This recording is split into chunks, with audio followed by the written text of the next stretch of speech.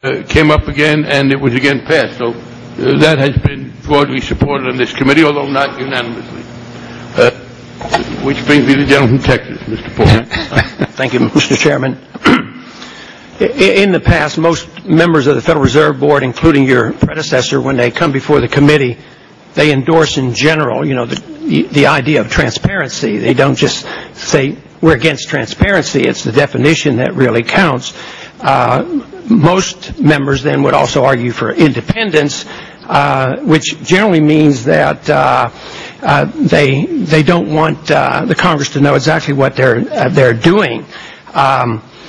But I saw the article today in the Wall Street Journal, not your editorial, but an article, and there are a few quotes there that I wanted to ask you about.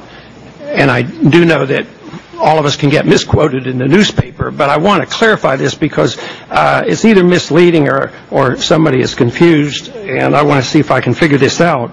And the first one had to do with you saying that Mr. Paul's bill, which is 1207, the transparency bill, would interfere with the Fed's interest rates decision.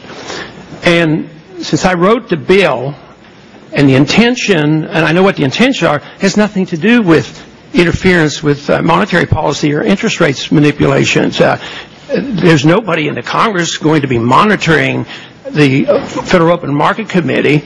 It's after the fact that an audit can occur and find out what transpired. There's no management. So is that your position that this bill, if it were to be passed, would interfere directly with interest rates, setting interest rates? Well, Congressman Paul, at some point, as you know, we're going to have to start raising interest rates to avoid inflation.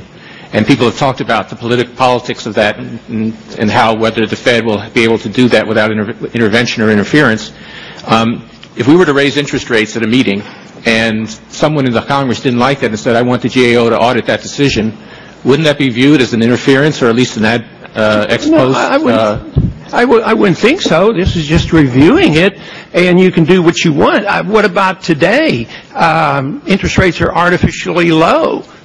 Could there be any political pressure to keep interest rates artificially low? Historically, that's been well known. It's been documented and written about how other Federal Reserve chairmen, they're on the verge of reappointment, and they know the president, and all of a sudden, so it's not like it's not politicized now.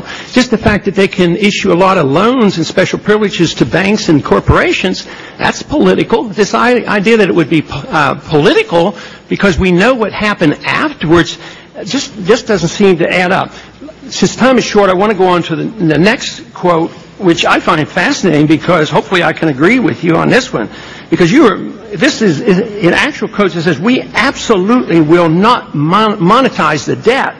Well, that's one of the major reforms sometime in the distant future that would be beautiful, because that would stop all this chaotic monetary policy, inflations and depressions and recessions and all the mess that we have. But you say you will not. At the same time, I quoted the $38 billion that was bought last week and the plan to buy $300 billion of U.S. securities. These securities are bought by dollars you create. And if you're buying U.S. securities, what is that if it's not? And besides, if the markets really believe that you would absolutely not monetize debt, I think the markets would get hysterical. So it seems to me like I'd like to understand exactly what you mean by that. Well, the purpose of our limited program was to address private credit markets, Congressman. When we complete the $300 billion program that we announced, we will have less treasuries on our balance sheet than we did 2 years ago because we sold off a lot of treasuries in order to make room for these other things we were doing. Secondly, after we complete that $300 billion, our share of outstanding treasuries will be at one of the lowest points in the post-war period. So we are not taking a significant portion of U.S. treasuries, and we are not actively intervening or actively trying to